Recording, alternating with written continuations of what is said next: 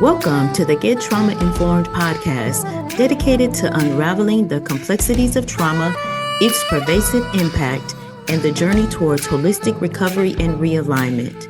If your radiance has ever felt muted, like I and thousands of others, you're in the right place to reignite your inner light.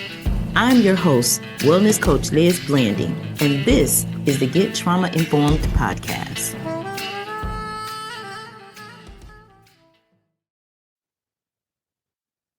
Here's a truth most leaders never hear. Trauma walks into every room before your team ever says a word. If you're not aware of it, you're leading blind. And when leaders lead blind, they can cause more harm than good.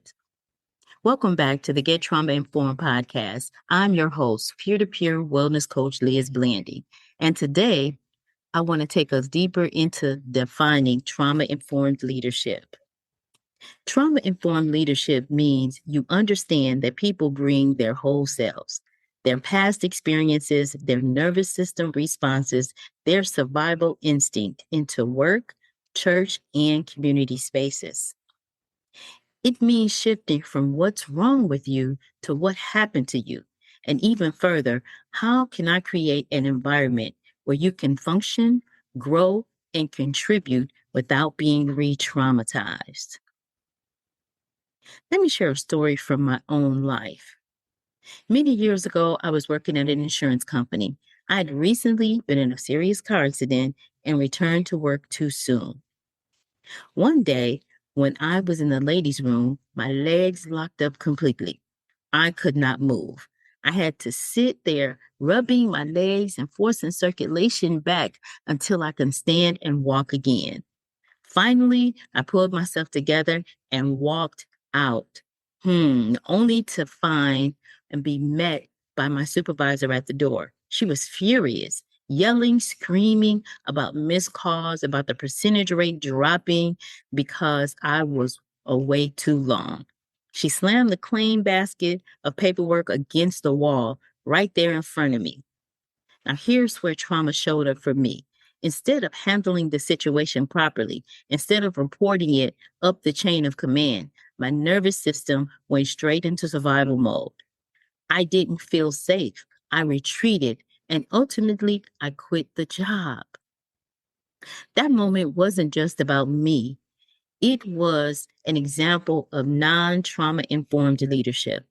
My supervisors, unresolved trauma and lack of emotional regulation spilled out into anger, re-traumatizing me in a moment when I really needed compassion.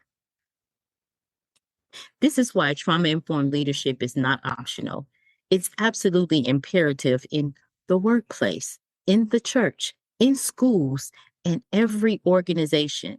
Because when leaders don't recognize trauma, they unintentionally recreate the very environments that cause people to shut down, quit, and lose trust. But when leaders lead with awareness, empathy, and accountability, people don't just survive, they thrive. Let's discuss 4 key principles of trauma-informed leadership.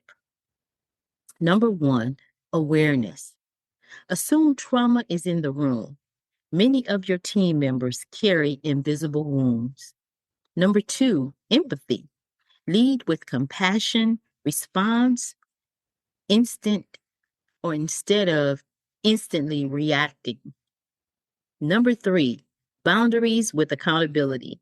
Trauma informed doesn't mean no accountability. It means balancing responsibility with respect. And number 4, model regulation. Leaders set the emotional thermostat.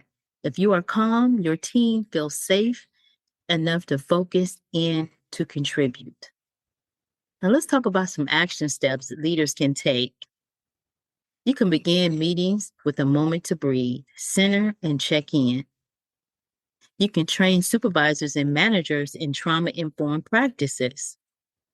We can replace yelling, shaming, and public criticism with private conversation and problem solving.